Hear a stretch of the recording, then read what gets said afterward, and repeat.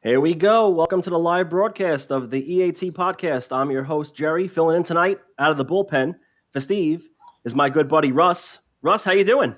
I'm doing good. I'm A little very short excited. notice here, and I was asked to come out of the bullpen and have a good show. Very excited for this. I've been talking about this for a week now with a lot of people about our special guest, and let's get right to him. Going to bring him on the stream. Boom. There he is. Jeff. How are you, Jeff? I am good. Jerry, Russ, good to see you guys. Thank you so much for having me. I appreciate it. I got to tell you, I'm extremely excited. Like I said last week during our other episode, I'm going to be a fanboy during this, and I hope you don't mind. But you can't see him off screen right now, but trust me, he's hard. I was about to say I appreciate the kind words. I'm not sure of what my response would be to Russ's comment.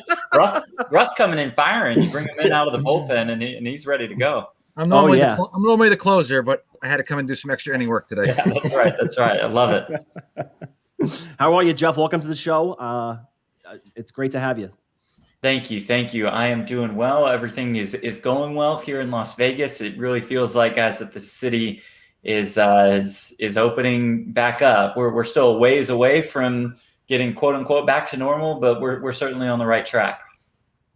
All right. So your Twitter bio states that you're a Vegas-based broadcaster, Poker Go break desk host, play-by-play sideline reporter, Twitch streamer partner, very average poker player, and an NBA fan. Let me just tell you, looking at that, the 140 character limit on Twitter doesn't do justice for you. Well, thanks. I tried to fit so much into that, and I only exaggerated on the average poker player part, and I'm certainly below average, but didn't have the room to fit in that description. We are going to get to that, and I don't think you're average. Okay. Not with the record you have the last few years. Absolutely not. So, Jeff, you were born in Dallas, graduated from Plano West High School. What was it like growing up in Texas?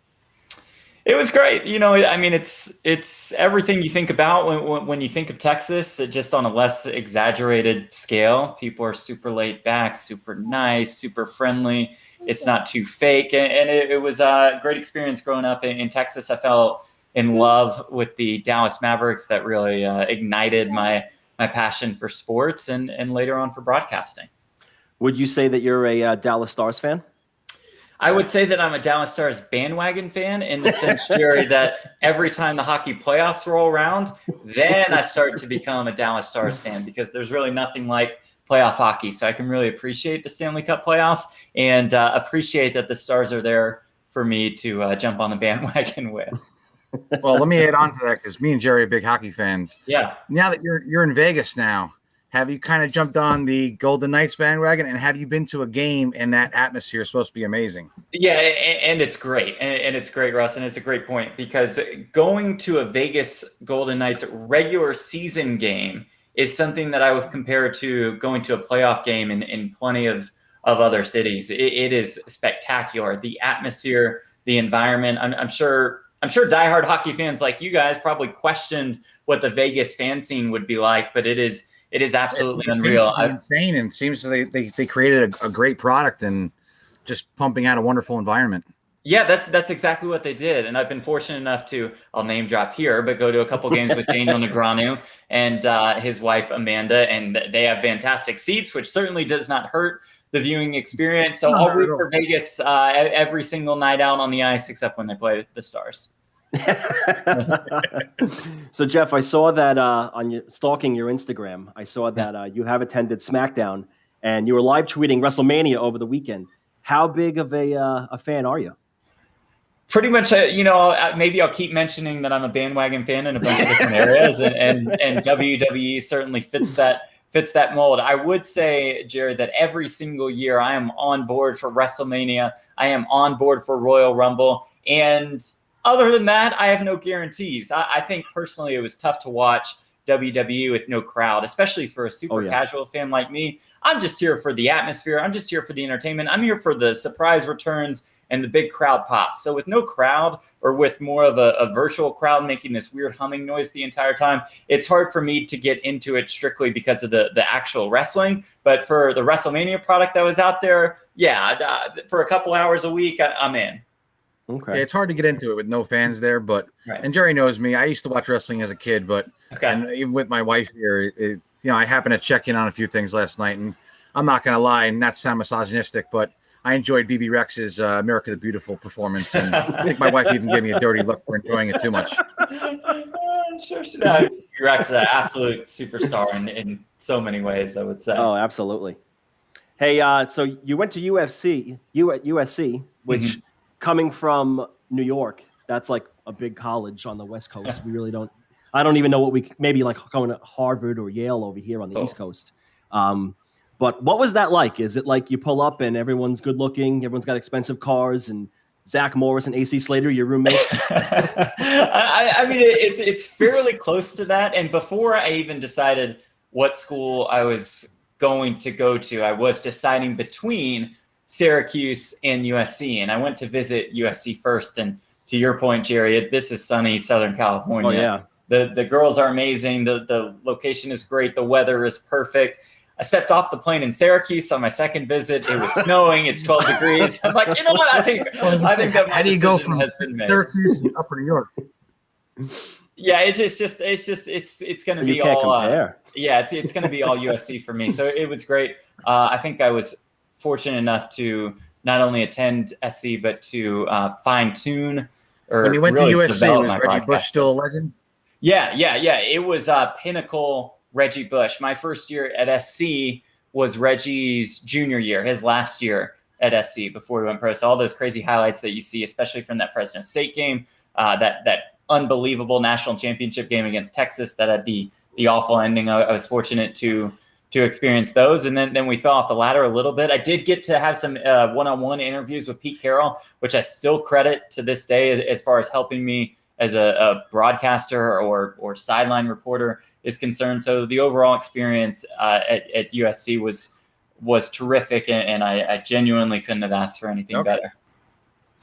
Awesome. So after you graduate, you start your career in Mississippi. You do some sports reporting for a local CBS affiliate. Then you go back home. You work for the covering the Mavericks for ESPN Radio. Mark Cuban was the owner at that point? He was. What was that like? It was great. You know, I'm certainly biased from being a Dallas Mavericks fan, but I think that the guy is, one of the best owners in sports, and he has made an impact with that franchise and a significant one. He treats his players and he seems to treat the team's staff so well and in such a genuine manner that I think the Mavericks should be proud to have Mark Cuban represent them. As far as interviews, I've been one of the 46 mics that's been kind of in his face the whole time. I hear you. Yeah. Can you hear us okay? Yeah. I hear. Maybe he's on a delay. He might be. Russ, can you hear us? I guess Russ can't hear us. That's odd. Let me bring him back in. Okay. Let's see. Hey, Russ, can you hear us? No, I guess he can't. I don't know. That's odd. I don't know. Technology is weird. I guess so. Technology is weird. You guys have a cool, behind the scenes, y'all have a cool little Restream studio setup. This is quite nice that you can kick people out and bring them back in and all that stuff. So when I started looking into this, the whole podcast thing, Restream was the way to go. It streams on multiple platforms. It's very easy. I mean, I run it from the desktop basically, and it goes to Twitch, it goes to YouTube. After that, I upload it to Spotify, and it's good to go. And boom, bada bing, bada boom. You're in the mix. There hey, he Russ, is. can you hear us? Are you back? Yeah, I'm back. I had some connection issues because when I asked him my question, he responded about like a minute or two later. That's what we figured, that you were on a crazy delay or something like that. Yeah, and then I started getting a little robotic monotone talking to you guys. We were talking about Mark Cuban. I was out. able to see that, and he seems like a very people person, and not your typical billionaire type, and he's really just a very down to earth type of guy. Yeah, he's great, and I think he's been great for the NBA. The NBA was you can make an argument that they were kind of stuck in the 90s, stuck in the Jordan heyday, and he came in and really helped to revolutionize things in the league. He's very highly thought of in Dallas, and it's no surprise because I think he's done an incredible job with the Mavericks. I will though say that the previous owner of the Mavericks was the one responsible for bringing in Steve Nash and Michael Finley and Dirk Nowitzki, and that was the Don Nelson as general manager, Ross Perot Jr. as the owner in Dallas. So they deserve a little bit of credit for the boom as far as the Mavs are concerned. But I think Cuban is always more than personality and promotion of it, and really got the brand out there. And for both the team and the league, I think he's just done a phenomenal job across the board. And again, I said it before, but I think he's one of the best owners, not just in the NBA, but in all of sports. So after Dallas, you go work for San Antonio, and researching you and getting ready for this, I read what I thought was hilarious story about the first time you asked a question for Greg Popovich. Yeah. And that had me rolling. If you could tell everybody that story real quick. Yeah, sure. So I did take a job as a sports reporter in San Antonio, just for one of the local TV stations. And as you guys can probably be sure of, 90% of that job is just following the Spurs around wherever they go. And of course, as a part of that is the opportunity, as terrifying as it may be, to interview Greg Popovich, both pregame and postgame. So the first couple games, as far as my assignments were concerned, I was just going to stand in the background, just get a feel for the lay of the land. I didn't want to be that guy who just showed up and started firing off questions. Just going to kind of get a feel for it. Just going to kind of get a feel for it. Observe and just see how everybody else does it. Exactly. That was the only plan. And Pop was as intimidating as I thought he would be, but I stayed quiet. There's no pressure these first couple games. Third game rolls around, and I say, guys, it's about my time. I'm going to have to ask a question. I can't just stand here game after game after game and just never ask a question. That's not why I'm in this business of sports reporting. I'm not going to get any better as a reporter if I just sit here quietly. So I think this was an easy Spurs win. I'm feeling pretty good going into this, feeling that Pop will be pretty generous to the media. I think that, after easy wins, coach should be pretty easygoing. Now, with that said, I was scared to death, knowing that I'm about to ask Greg Popovich, probably the most terrifying coach in all of sports, a question. You guys have seen his highlights over the years of reporters here and there getting popped. And I knew I wasn't going to ask the first question because, again, you don't want to be that guy. And normally you want to show respect to the newspaper beat writer who kind of has that right to ask the first question. So Pop is doing all right here and there. My question was going to be about Thiago Splitter. This is when Splitter played for the Spurs. And Splitter had a super efficient outing, I would say. He was 8 of 10 from the field. I think he had 16 points in 18 minutes or so. So I'm like, okay, I'm going to ask him about Splitter. It's going to be a total softball question, but I think this works perfectly. Yeah, for my first question to Pop. Somebody asked Pop about the Spurs defense, and he credits Thiago Splitter at the end of his answer. So I'm like, this is perfect. This is my time to shine. I'm holding this boom mic and I'm shaking. I'm just so scared. And you can hear the nerves that are in my voice. And so he wraps up his little spiel about Splitter on the defensive end. And I said, what made him so efficient on the offensive end tonight?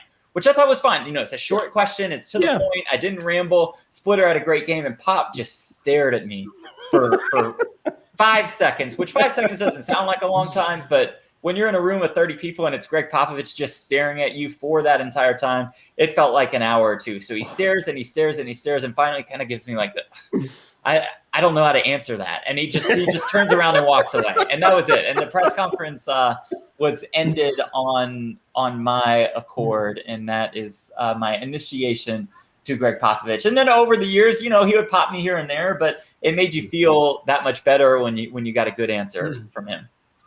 Being that you covered the Mavs and the Spurs, is there anybody outside of those organizations that you interviewed while you were with them that really you had fun with? Great guy, just that you really enjoyed interviewing them?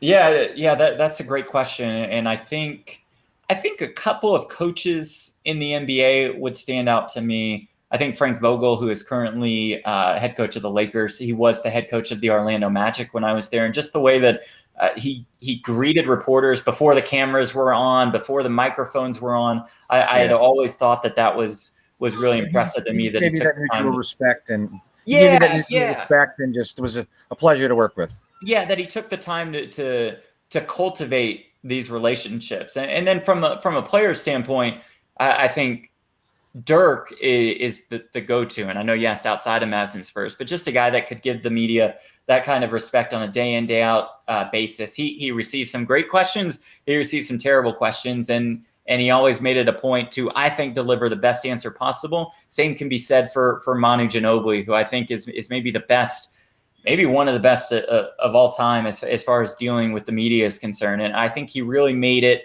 a personal conversation. Even when he was surrounded by a group of reporters, he would look at you if you're asking the question. Yeah, and he understood or he's trying to get a sense of what you had to say, and he would nod, and he would ask follow-up questions just to make sure he completely understood what you meant, and then he would deliver a perfect answer, talking right to you the entire time. It's like there were no cameras or no microphones involved. So I always point to those two guys as players, and probably to Frank Vogel as a coach. Okay. All right. Then, so 2018 rolls around and you decide not to renew your contract. Mm-hmm. And you basically packed up and moved to Vegas, where you became a part-time reporter for Poker News. Then you did events such as the Super High Roller Bowl, the US Poker Open, Friday Night Poker, Poker Masters online events, WPT 5 Diamond things. I really got to know you when you hosted the 25,000 hand high stakes feud between Daniel Negreanu and Doug Polk on the GG Poker YouTube channel. And you're also on the Poker News podcast. You also do the poker trivia game. I mean, I can go on and on. I'm sure I'm missing a bunch of stuff here. No, you did a pretty good job, actually. That was a pretty good resume. So I'm trying. What has been the best assignment you've had, and why, poker-wise? That's a tough question, and my easiest answer, because it's one of these roles that, this sounds corny, but that you kind of dream of, going. Wanting to be in this industry. And I'd always worked in sports broadcasting and always played poker. So I decided if I could merge these two passions somehow and work in poker broadcasting, that could be the dream. And the dream on top of the dream is always to be involved in the World Series of Poker main event broadcast. Now, for me to get a gig in that broadcast on ESPN, it's going to take a lot to happen. And perhaps a global pandemic is one of those things that needed to happen, because that allowed me to step in when Kara Scott couldn't do it, who is an absolute icon in the poker industry and somebody who I immensely look up to. When she couldn't do it, they call Maria Ho, who is I'm fortunate to call one of my friends, and I also think she's just super talented. And then last second, Maria couldn't do it, and they're probably like, you know what? Nobody else is here. Let's just bring Jeff in for a look. I think we know a guy named Jeff who could fill in. Yeah, exactly. That's pretty much what it was. So I got a call from our producer, Dan Gotti, literally the day before. He says, so do you want to sideline report for the World Series of Poker main event? I said, I'm going to lean yes. I'm going to lean yes on that one. So just to have that opportunity, that experience with that ESPN flag on the microphone, that was absolutely surreal. And then on the opposite side of the spectrum, Jerry, I would say, especially because you mentioned this, to have the opportunity to work with GG and to work with Daniel Negreanu and with my friends like Brent Hanks and Amanda Negreanu on that stream, which was so entirely different than any kind of broadcast gig that I've done before. I also enjoyed that immensely, when I could just sit back, have a couple cocktails with some poker going on in the background, and mainly just chill with my friends, all of whom were in the chat. It was pretty cool. Yeah, it was a lot of fun. Hey, the Hendon Mob has a couple of rankings associated with you that I want to go through with you. Your total live earnings, according to them, is $294,000, which is pretty impressive. But you're 4,033rd on the United States all-time money list. You're 247th on the Texas all-time money list. And something that I found odd, your popularity ranking is 3,459. And in my book, I think that's a big miss. Big miss. Well, I'm going to have to talk with Eric over at the Hendon Mob about how they do these popularity rankings. I'm surprised to hear I'm even that high on Texas's all-time money list. The number sounds fine, almost $300,000 in tournament winnings. Thankfully for me, they don't include how much you spent on buy-ins throughout your poker career. So, I've had a couple really fortunate experiences in my poker career, and I'm always looking for that next big score. All right, how has COVID hurt? How has COVID affected everything? Yeah. That was good. You guys were on the same page there. That was good. It's I like, just lost Russ again. I'm not sure. Oh yeah, not I sure lost where Russ he again. went. So. Yeah, but as far as COVID go in the last year or so, how has it affected Las Vegas and the poker scene? For Las Vegas, it had a significant impact early on. In I'd say it's probably late March of 2020 where poker rooms started to shut down, and they were just not brought back until maybe August at the very earliest. Now it's a completely different scene in poker rooms in Las Vegas as the rooms have started to open back up. There's a maximum of 8 players to a table. There are plexiglass dividers set up in between the players. There he is. Russ is back. There he is. I keep getting kicked out. It's this damn freaking laptop. Oh, it's okay. Boy. You actually asked the same question as Jerry at the same time, which the cohesive unit that you guys are as a broadcast. I think that was pretty impressive. So we have the plexiglass dividers. It's an absolute mask mandate. Players have to wear the mask the entire time. I don't see that really changing anytime soon. From a broader standpoint, to be less technical about it, I think we are in, and it might have already begun, we are in a mini poker boom. And I expect this World Series of Poker coming up in the fall, if it's allowed to, with capacity restrictions and the like, it has the potential, I should say, to become a record-breaking World Series of Poker as far as attendance is concerned. I mean, it's just nuts. The turnouts that we've seen at the Venetian and at the Wynn for their tournament series, it has been phenomenal. And I think, not to go off on a coronavirus tangent, but the more we've learned about this virus, the less it has to do with touching the cards, touching the chips, all of that. And I think that's what people were so worried about at the beginning of this. Oh my God, poker's screwed with this because you're touching the cards and then I'm touching the cards, then Russ is, then Jerry is. And if everybody's touching the same stuff, we're all going to get sick. But if the virus doesn't really transmit that way, then poker's going to be fine. You wear the mask, you have the plexiglass dividers in the middle of everybody. By the fall, we'll have more and more people vaccinated, at least here in the United States. So I think poker is really in for a boom. The poker industry certainly took a hit, but it's rebounded really well. I'm assuming Vegas in general took a huge hit. Vegas in general just took an absolutely massive hit. Yeah. I worked in New York City, and it became a ghost town for a while. And I'm assuming Vegas had to be something similar. Nobody was traveling, and especially, obviously you got all the strip clubs down and the hotels, and everything had to be just, like I said, a ghost town. It was eerie. We had a couple of work assignments on the Strip that we needed to go to our studio for in June and July, broadcasting online poker tournaments.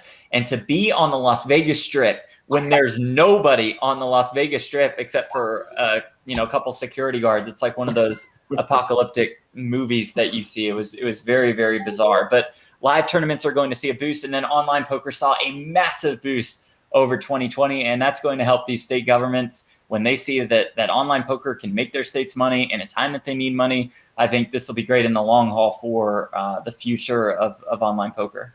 All right. So speaking of the World Series of Poker, according to WSOP.com, you have 17 caches, online, in-person, live events. 2020, you had 4 caches in 4 different events. Your biggest one was the 800 no limit hold'em deep stack, where you placed 7th for just over $15,000. What are you most proud of in your poker game?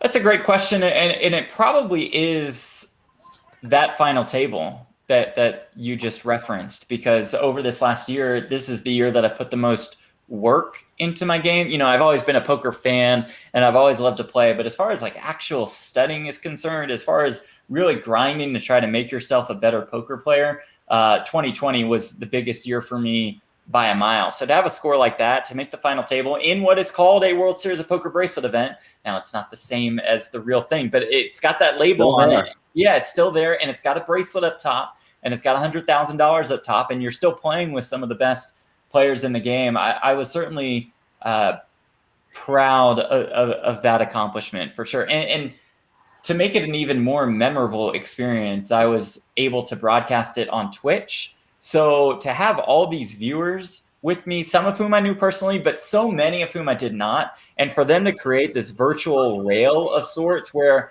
I had 3,500 people watching me, which is a lot, play this silly card game. Yeah, which is certainly a lot, and they were rooting for me like crazy. So again, it made the experience all the more memorable. And it's something that I'll always remember when it comes to milestone moments of my poker career. So I wanted to ask a question, but we got a question here from the Peanut Gallery. Papa Cove asks, who's the most intimidating player you've come across? That's a good question. And I hate to be cliche, but I have to be honest and just say Phil Ivey, because here's a guy who's intimidating, not just on the table, but off the table as well. And, after my experiences with Greg Popovich, I'm like, I'm never going to be nervous talking to a poker player ever again. But when Phil Ivey's there, he carries this aura around him. And just to go up and to ask him for an interview is fairly nerve-wracking for me. And so I would go with him. As far as a player that I have actually played with, I played with Fedor Holtz back in the day at a World Series of Poker main event. And I think I was so intimidated by what appeared to be his brilliance, just like the comfort level that he had for the game, the feel that he had for the game. It was an incredible experience to play with him. I played with Steven Chidwick for like a minute and a half at a World Series event also. And he was tough to deal with. He's got that really intimidating stare down. So those are the three that kind of stand out to me. All right. And then my original question is, everything you've accomplished here, obviously everybody wants to win more money, but are you satisfied with how things have progressed of where you are right now? It's a great question. I think I'm satisfied, sure. And I'm happy with and proud of the way that my career has gone in this last couple of years within the industry. But with that said, you're always striving for more. You're always wanting to be at the top. That doesn't mean I want to push Lon McCarron, Norman, Chad, Vince Van Patten, Tony Dunn, Stalin Najad off a cliff or anything. But that does mean that I want to be involved in working the World Series of Poker main event or a Premier World Poker Tour event or a Premier Poker Go events. Like I just want to kind of keep growing within my career. And that's just, I think we all feel that, if you really enjoy what you're doing and you have a passion for what you're doing, you want to keep growing within that industry. And that's certainly something that I want to do moving forward. All right. So when you look back, you got into poker roughly around the Moneymaker poker boom, right around there or so. What would you tell yourself today? What would you tell a younger self today of what did you learn along the way from then to now? If you can go back in time, what would you tell your younger self from all the experiences you've been through, whether it's playing or broadcasting professionally, just messing around with friends? What did you learn, and what's something that you would give back to yourself advice-wise? I would just tell my younger self, don't be so damn results-oriented.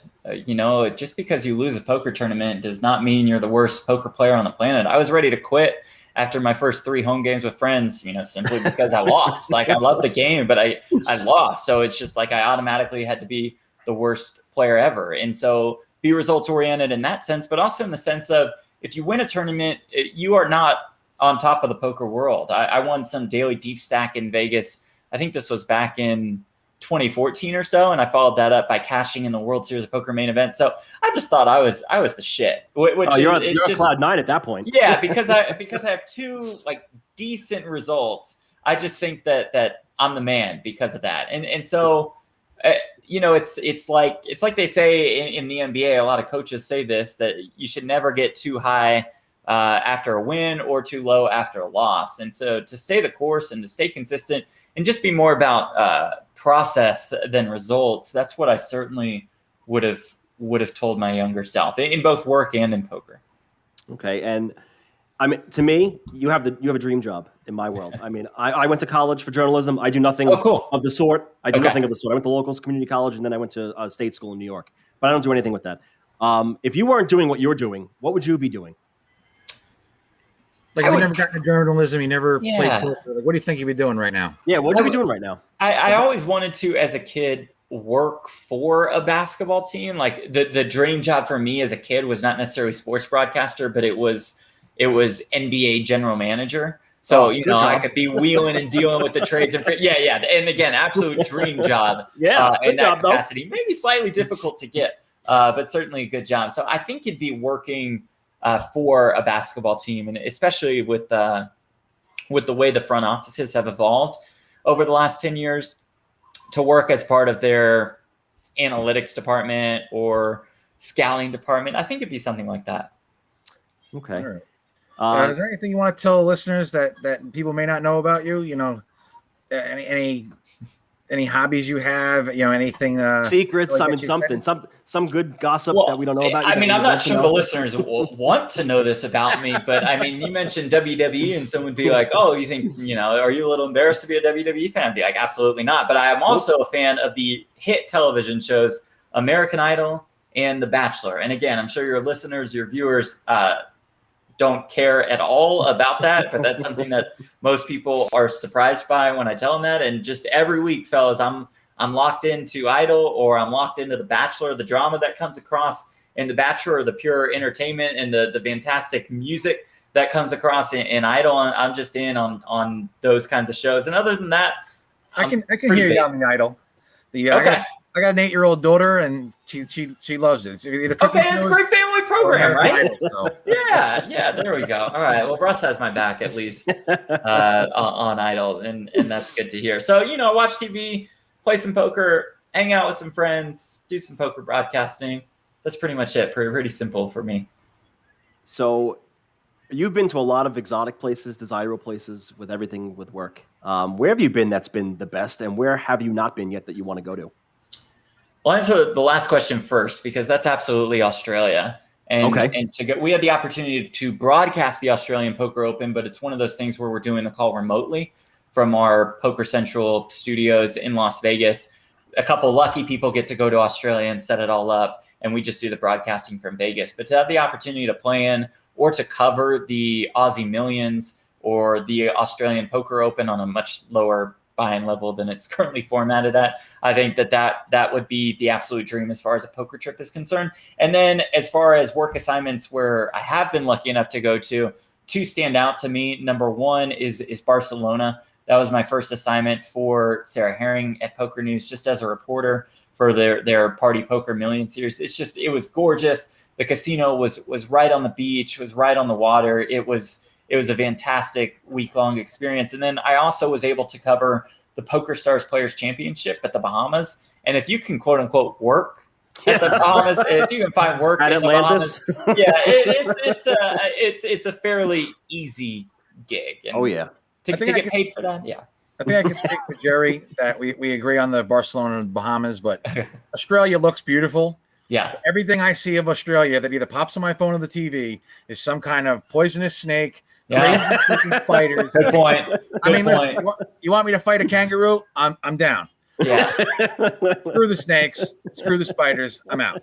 Man, some of those spiders look just absolutely massive. I'm covering a field and just I'm good. I'm good. Yeah, that's a good point. Maybe I should reconsider Australia. And it looks absolutely beautiful, but it's there's a reason every dangerous, poisonous insect or anything is out there. I will say, Russ and I, with our wives, before we had kids and we were out and about, much younger, we did an Alaskan cruise, and we did about 7 ports over 10 days-ish, and that was unbelievable.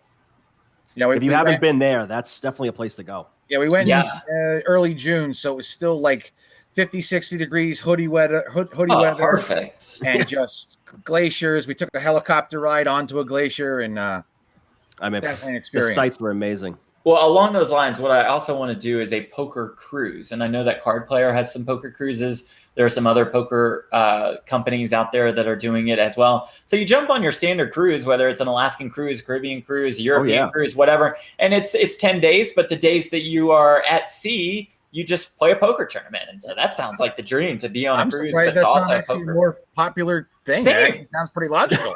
Same. It makes perfect sense. So I'm excited to get out there. Start even to do a short one. You have a Bermuda cruise where you're at sea for the day or two. Your tournaments, then you have your day or two in Bermuda, and then you 2 days back. You're gambling on the way home. I think it's perfect. I think it's perfect. So you covered the 25,000 hand high stakes feud between Daniel Negreanu and Doug Polk. I watched every episode, whether I was home when it was live or at work or whenever I had a free moment. I watched it all, and that's how I really got to know you. And I got to tell you, the job you did with every co-host, and you had a lot. I mean, if I wanted to list them all, I'd be here for a day and a half with a lot of co-hosts you had. Right. But the happy hour shows with Amanda and Buffalo Hanks, and Uncle Ron, I mean, hilarious. Do you? And that now we have the Negreanu Hellmuth matchup. Do you think that this is a fad? Do you think that these aren't going to happen once real gaming comes back? How do you feel about this? Do you think it's going to get played out, so to speak? Yeah, well, first of all, thank you very much for watching. Appreciate that. That kind of commitment is awesome. That's what we dream of from a viewer. Do I think it's a fad? No. Do I think it could get played out a bit? Yes. Now, when you have Daniel Negreanu and Phil Hellmuth involved, or even Daniel Negreanu and Doug Polk, two of the biggest names, I guess three of the biggest names in the game, you could put those guys into anything, whether it's a heads-up challenge or a 10,000-player poker tournament, and you would draw the eyeballs, the viewers, the ratings, whatever metric that you want to use, you would be set. Now, you cannot have, at least I don't think you can have, a heads-up challenge every single week with just a rotating cast of characters, unless it's in some kind of cool bracket format. But just to have a heads-up challenge between two pretty good poker players, that I don't think you're going to be able to capitalize on the buzz with Polk and Negreanu. Polk and Negreanu weren't just terrific poker players. They had a real rivalry. A real rivalry. They legitimately, genuinely did not like each other. Hellmuth and Negreanu, I think they like each other, but they also have a real poker rivalry, and they have some issues with each other. And that's what's going to make these things go. It's not just going to be like, hey, I think I'm kind of a better player than you, but you're also good, so we should play poker and we should broadcast it. I don't think that those kind of formats will work in the future, but I do think two big names who have some real heat, some passion for their rivalries, that I think it could work. And then I also think you guys might remember this NBC National Heads Up Poker Championship that we had back in the day on NBC. Yep. So to have a huge bracket like that and to have that play down to a winner potentially at high stakes, I think that could work really well as well. So I got a question for you. In all your time playing poker, covering poker, my son wants to give me a high five. All right, high five it out. Beautiful. He's 3. I told him pound. Now he wants to get pounds, everybody. But my question is who do you think is one of the better celebrity ambassadors or just players in general that really promote the game well and just are such a great ambassador to the game of poker? It's a good question. I think when you talk about ambassadors, a couple names within poker and then outside of poker stand out in my mind. Within poker, the easy answer, and I know he does not like the word ambassador, but it's definitely Daniel Negreanu. Yep, I do. And I'm certainly biased there because I've worked with GG on their platforms, and I'm lucky enough to call him a friend. But I think he is so good for the game, and he's so good with the media, and he just gets it, man. He knows that it. Go ahead. They've marketed him well, and and I'm not the poker player Jerry is. I really don't play that much, but I obviously know who he is, and he, whenever you think poker, he obviously, even for the average person, most people know who he is. So, right, and he knows that if we're doing an interview that's for CBS Sports for a World Series of Poker bracelet event, he realizes the importance, the significance that has on the game, and he'll show up at any time to do that. We have some divas in the poker world who I won't mention, but Daniel Negreanu is certainly not one of them, and I think he represents the game very well. I think he represents his company, GG, very well. 2 other poker players stand out to me. One is Jason Kuhn, mainly because he's an absolute badass. He's not only one of the best players in the game, but he's also one of the most personable, and he's just a good, kind dude with no ego, and he will treat an amateur just like he would treat another professional, just like he would treat the cocktail server. He's just terrific to everybody. He's just the same. So yeah. He's just a genuine human being. 3rd on the poker players list is my friend Maria Ho. Much like Negreanu, she just represents the game so well. And at the World Series of Poker, I mean, you guys can imagine this, I'm sure. She just gets absolutely mobbed.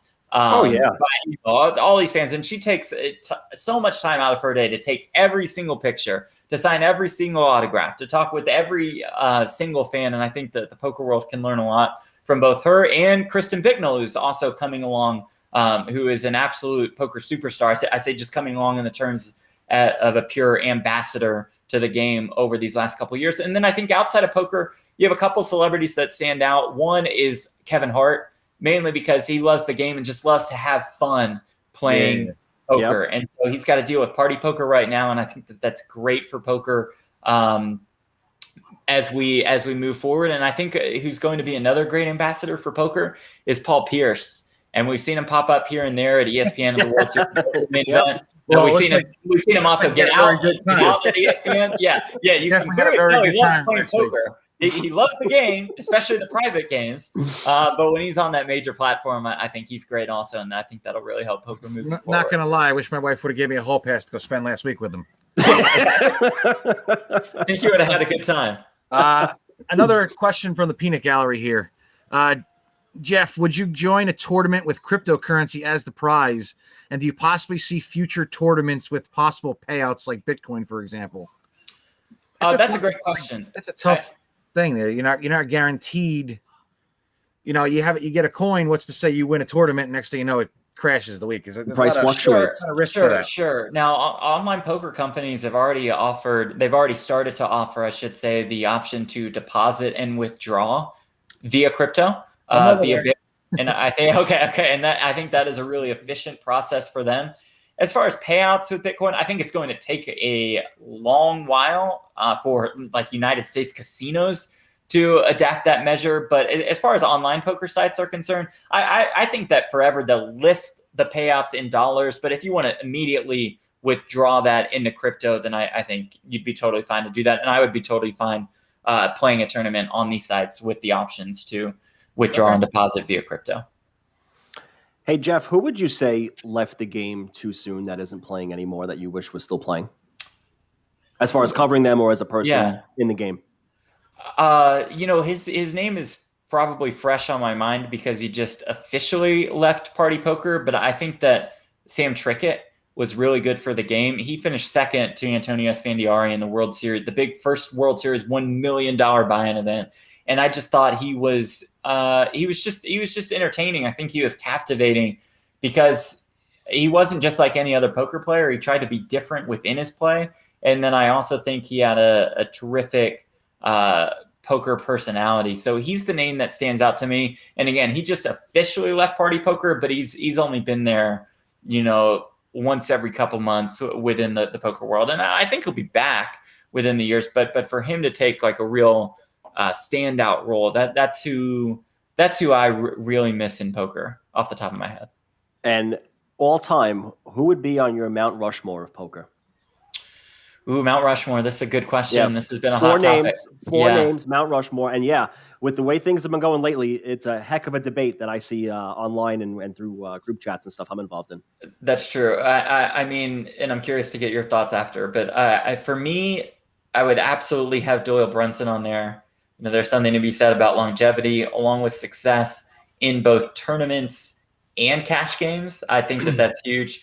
Number 2 for me would be Chip Reese. I wasn't around when Chip Reese was around, but the way the players credit the late great Chip Reese, they make it sound like that he was not only on another level, but he was 3 levels above everybody else. And again, a significant track record in both cash games and in tournaments. So he would be number 2 for me. 3 and 4 is just a battle for me between 3 players in Phil Ivey, in Daniel Negreanu, and in Phil Hellmuth. And as I'm mentioning this out loud, I think Johnny Chan would also be in that mix. I think I would put Hellmuth on there because of his track record at the biggest stage in the game. The guy has 15 World Series of Poker bracelets. 15. Second place has 10. And you can make an argument, well, some of the events he played had only 100 players or 150 players. Yeah, but some of the events he played had a couple thousand players as well. Last time I was in Vegas, I watched him win. I think it was like number 10 or 12, whatever it was. It was several years ago. I mean, and he's mowing through a field of 1,000 or 2,000. That's not easy. That's right. You're not going to 100 people anymore. You're going through a field. Case in point right there. So to have that kind of track record at the World Series, I would slot him in. And then I think I would have to throw in Daniel Negreanu also because of not just the way he's played, but the way he's represented the game. Okay. Well, who do you have? I would have Doyle on mine. Yeah. I would have Hellmuth on mine as the 2 instant locks. Mm-hmm. I didn't see Unger. I didn't see Chip Reese. I didn't see those guys. I'm 40 years old. I can research them, but I didn't see them play. As far as 3, 4, and 5, I would put Moneymaker up there because the boom started with him. Sure. And if it wasn't for that run that he had, we might not all be playing the way we're all playing online and having great fields at the World Series. And then number 4, I would have Negreanu. I mean, I'm a big fan of him. I met him a couple of times. He's awesome. Okay. But just the way I see that he conducts himself, the teaching he does, the way he's the complete package. He might not have 10, 15 bracelets, but I mean, he's got 6, right? So he's been there. I would say he's in the top 4 for me. That would be my and one of the most prolific World Poker Tour track records as well. Yeah, that's true too. Cannot say. So Negreanu has so much success across so many different variants of poker. I think he deserves a spot. Okay. So now, ahead, Russ. What do you call it? No, I jumped ahead here. My bad. I guess we'll just go a little to Vegas in general, but you live in there. You got any favorite spots to hit up? And if you, what is your staple of drink? If you got one drink to go in Vegas, what do you go? Where do you go for dinner, and what's your go-to drink? Yeah, the go-to drink for me, especially as of late, is a tequila soda, a Casamigos Blanco and soda, or if I'm with some rich friend who just won a poker tournament and they are paying, then maybe we do a Código and Añejo, just neat. Yeah, I like tequila. The tequila answer. I've been big on it. Okay, good. Respect. Mowing down the Terramana, the rocks one. Yeah, the Terramana is good. Delicious. I think the rocks tequila is fantastic. However, you brought up the Casamigos. Mm-hmm. Have you had the mezcal? No, I just haven't gotten around to being a big fan of the mezcal. It's I don't know, maybe I'm too weak. Yeah, save yourself the time. The Blanco I've had. The Blanco's pretty good. Yeah. The mezcal tastes like you just drank a tire fire. Now, I don't know how George Clooney allowed this to go out the door because, and it says if you make mezcal wrong, it has a burnt tire after. It does. Yeah. Oh my God. I don't know. I don't know how he allowed it to go out, but the tequila thing is, I used to be a Scotch guy all the way. Okay. Johnny Black was my thing. And then somewhere along the line, I started liking tequila, and now I'm smoking down the damn Terramana. There we go. That's what I'm talking about. So it's tequila for drinks. As far as spots are concerned, I mean, a dinner spot, it's certainly more of a touristy place, but Mastro's at City Center on the Strip, as far as a steakhouse, I think that place is very, very tough to beat. The Palm Steakhouse at Caesars stands out to me as well, along with T-Bones at Red Rock, which is fantastic. And then bars, we go to the Lobby Bar at Aria because it's close to our studio. There's Circle Bar at Red Rock and Lucky Bar there. You cannot go wrong in Las Vegas, Nevada, when you're on the hunt for a bar on the Strip. You just can't. You just can't. All right, Jeff, this was great. I really appreciate you coming on. I got to admit to you, being the fanboy that I am, when I sent you out the private message on Twitter and you responded within 45 minutes, that blew my weekend. It really did. It was unbelievable. You could ask anybody where I live here with my wife and my family in the house. I was on cloud 9, and I really, really appreciate you coming on. I hope next time I'm in Vegas, we could definitely get a drink together, or just quick hello if you're out there working. Go for it, Russ. All right. So, like I said, I'm not a huge poker person, but I am I'm a sports bettor guy. Nice. So, like we said, the whole cryptocurrency, believe me, when I put money into the damn bookmaker account, it's easy. It's easy. They make it easy. But my question is that obviously we're in New York, and they just sort of legalized mobile sports betting, and it's becoming more popular through the country. It's hard to say it, but do you feel that it's overall a good thing the way they're advertising everything? Because I know how hard it is to be consistent and to be, and to win all the time. But I feel like they make it, I know you're back. I feel like they make it look so easy for the average person just to jump on a site and win. When in reality, I know how hard it is, and I know that they're just going to take all these people's money, thinking they can just bet on any game they want. They can just play poker on their phone, because I could take money and sit at a blackjack table, a couple $100, and sit there for 8 hours, have a bunch of drinks, have fun, win some, lose some. It's great. Sure. If I play it on the phone on the app, I'm fucking go on a losing streak. You're done like that.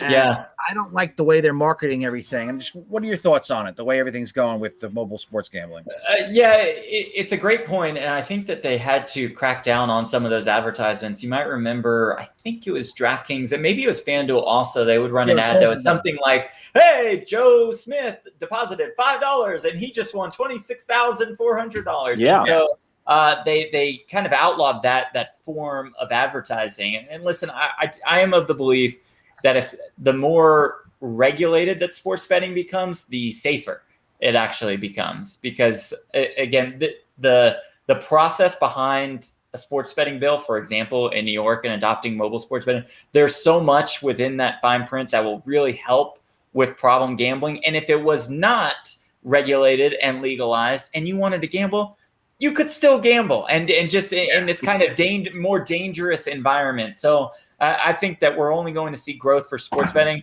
Do I worry about it? Yeah, of course. But I would also worry about every it game if now, sports betting was unregulated. Whether me and Jerry watch a Ranger game or there's a Nick game on or anything now they're giving the odds before the game. Yeah. Giving live odds during the game. And listen, for the most part, if you're an experienced gambler, you already know this.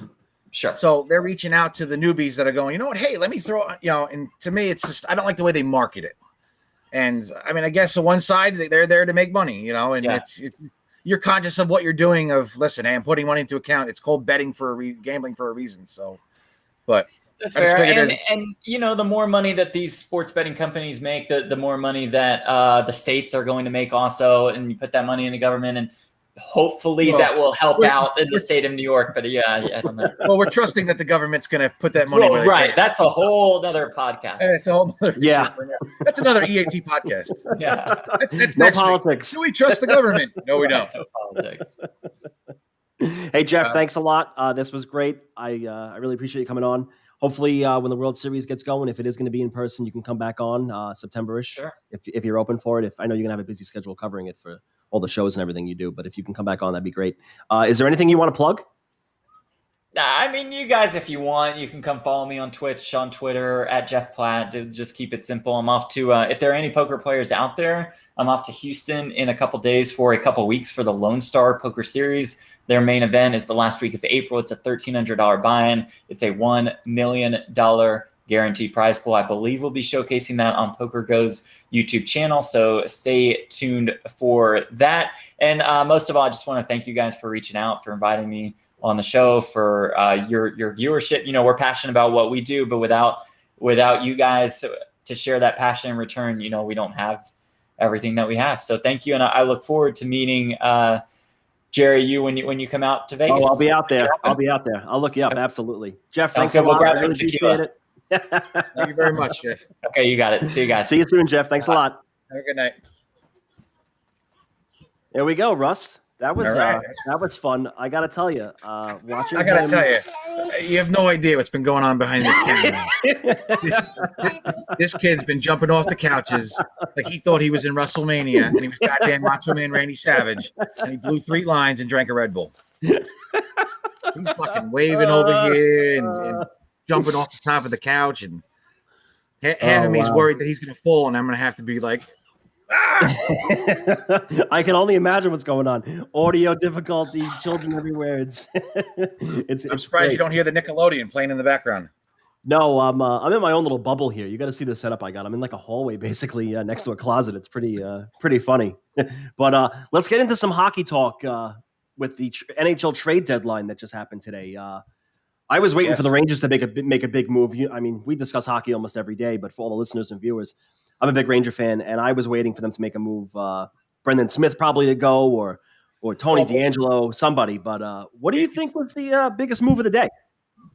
It's got to be a tie between Taylor Hall going to Boston and Palmieri and Zajac going to the Islanders. Oh, yeah. As much as we hate the Islanders. Hall's having a terrible season. At the same time, look where he is. And granted, he's been in decline for a couple years. Putting him on a team at Boston, where I think takes a lot of pressure off him. He's got, they're an aging team, but they have talent. Yes, and they they have do. playoff experience. I think that eases him, and I think you get a lot of bang for the buck out of him for this. Yeah. With the Islanders, the Palmieri Zajac move, they really didn't give up much other than the one first round pick, and that's And then I think really fourth. the two guys they gave weren't high in their organization. But you got two veterans that put up decent points, and they've been in the league a while, so you got two veteran guys right there as far as that single move. Yep. But overall, they probably made the best moves because then they added Coburn, who adds a veteran defenseman that played with Tampa's Cup team and has a lot of experience playing minutes with them. So they definitely upgraded, as much as it pains me to say it. Believe it or not, I think that Pittsburgh made a great move with Jeff Carter, and that's the one move they made. And he's been there before. He's won it. I mean, he was there when they beat the Rangers in the finals that year with LA, and Jeff Carter is going to add a lot to Pittsburgh. I think that's he's going to score goals late in the playoffs. Yeah, he's effective. I know you might find this a little odd, but I follow a couple Twitter Flyers fans on Twitter that I become friendly with. I don't know. I don't even know the guys. They just somehow happen that way, and they're not happy. They idolized Jeff Carter for a while because he spent all those years in Philly. Yep. But that was a big move for them, and obviously, Pittsburgh. All they need is Jari or Casey DeSmith to get hot, and that's all it takes. You can't count Sidney Crosby out. So yeah, that's all it takes. I got to tell you, with all the moves that were made today, I'm kind of surprised Carolina, sitting in first place, doesn't make a bigger move with everyone around them making the moves they made. Yeah, what they gave away Dzingel, I think, back to Ottawa, correct? What'd they do? They traded. That was a couple weeks ago. No, they traded. They swapped defensemen with Anaheim, and then they received a 6th round pick at all. But I mean, it wasn't anything. Wasn't anything to write home about. It wasn't a big name. I mean, I would have expected them to go get a Foligno, go get somebody like that, go get a Taylor Hall, somebody like that's going to put you over the top. You're right there with Tampa Bay. Tampa Bay got better. Yeah. They made moves. They added Savard. I mean, really, Carolina sitting on the sidelines with everyone else around them didn't do much, and I'm surprised with that. Yeah, I think that they're happy with where they are. I guess I'm more surprised with I guess Nashville not making a move. They've won 8 of 10 in that division because of Carolina, Tampa Bay. You're not catching them. They got Florida playing well, but you got Nashville, coming up the rear that started out like crap. Now is in the 4th playoff spot. They're a couple games Chicago right there. Yeah, and then I'm surprised you wouldn't try to add anything. They're just going to roll with what they got in there. But like I said, is Chicago's kind of 50-50 the last 10, and Nashville's, like I said, 8 of 10 and rolling along. I would have thought they would have, holding the 4th spot would have put something over the edge to secure that spot. Teams at Coyotes. I was just going to ask you about them in St. Louis. That battle. Do you think that Arizona is going to overtake them? I mean, there's only 1 point separating them right now. Well, right now St. Louis is struggling. They lost 7 out of 10. And Coyotes are won 6 out of 10, so it's not bad. But still, losing 7 out of 10, I don't know if St. Louis holds that spot. At the end of you watch Bennington have a little meltdown a couple weeks ago, and with the Coyotes being just underneath them for that last playoff spot again, like you said, I'm surprised you wouldn't make a move for a Hall or just something to give them a little more oomph to get them in the playoffs. And obviously the Rangers, but I look at our Rangers from a standpoint of what are they, 4 points out from Boston, or 4 or 5, but Boston has 2 in Boston hand. has 2 games in hand though. So but let's say Boston wins them. You're at 8. Still looking at playoffs, even though I don't believe we're a cup contender. So I understand from a management point, they don't want to sell off, but I would expected us to have done something. Also some sort of news. But during our podcast here, I did get an alert that the Rangers are going to buy out D'Angelo.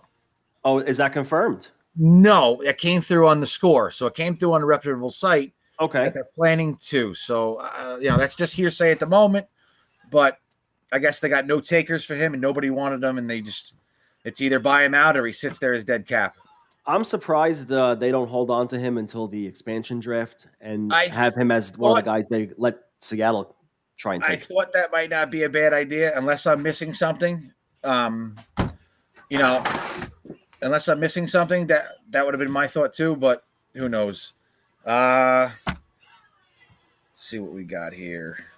What about do you think basically besides I know we discussed the Arizona St. Louis battle. Do you think the top 4 teams in every division as it sits right now are the playoff teams minus that little matchup with the 1 point separating Arizona and St. Louis? Are the top 4 teams in every division making the playoffs or you think someone's going to sneak in? If anybody sneaks in, it would be Chicago, Nashville. Those are the closest. I mean, you really got us or Boston. Philly seems to be imploding, so I don't see them sticking around for long. But other than that, I don't. Calgary's way too far down to even catch Montreal. Montreal added Eric Staal. Not that he's breaking any records right now, but still, that's veteran leadership. Still a great, hockey mind there. That's about it, dude. Everybody's pretty much set, like I said, except for maybe us or Boston, maybe Chicago catching Nashville. I don't see much else. Montreal 6 points up on Calgary, and they have 3 games in hand. I mean, yeah, you win 2 of those. I mean, forget it. Yeah, you win 2 of those. Yeah, it's off to the races. It's done. I'm surprised Colorado added, Dubnyk. So that makes me think maybe they have a goalie issue we don't know about, or something is long term that we don't know about. Maybe they wanted, the veteran backup there. But I kind of question why. 2 years ago, I would have said, "Holy shit, great move! He was phenomenal." Yep. And then last year he was terrible, and this year he's been, just as bad. 3-9, over 3 goals against. So I'm kind of perplexed as why you would bring him in when, say, like we have a Georgiev that is playing pretty well in there. You have some better people around the league that maybe would have fit that role better. But again, they're still an offensive monster. So, but who knows? All right. Well, this was fun. I think we should wrap it up. This was I asked Jeff Platt for about 30 minutes, and he gave us about 50 or so. That's 2 weeks in a row now where I've asked a guest to give us a half an hour, and they've done us a huge bonus and went much longer than expected. But I gotta thank you for filling in. Steve was under the weather, and you came in clutch for me right at the last minute. It was very much appreciated by me. Thank you very much. Anything you want to say before we go? No, that was it. It was went a little better on than I thought it would on short notice, and still working it out. Maybe we could have a fill in every once in a while, or guest WrestleMania, fill in. So yeah, absolutely. All right, that's going to wrap up episode number 2. My lighting. Yeah, lighting. You got to see the setup I got here. Nothing. I wish I could get a dual camera that I can shoot what my son is doing, all that's going on. So everybody can watch in the background and at least just get a good laugh. We got to get you a social media person over there, and they can do the behind the scenes stuff, and we can put bloopers up. All right, buddy. This was fun. Thank you a lot for everything. Episode number 2 is now in the books. We'll be back next week. I don't have a guest lined up yet next week, but I'm working on it. I'm working on something big either next week or the week after. I'm waiting for someone to get back to me and finalize their schedule, but I do have a guest in the works. You can find us live on Twitch. You can find a restream of our stream on the YouTube channel, the E.A.T podcast. You can also find us on Spotify now. We'll probably be uploaded to Spotify in about a day or so as well, the E.A.T podcast. Thank you for all the support, all the comments. I do see everything that you guys put on social media and the private messages as well. Thank you very much. And this is the end of episode 2. Russ, again, thank you very much. Have a great night, everybody.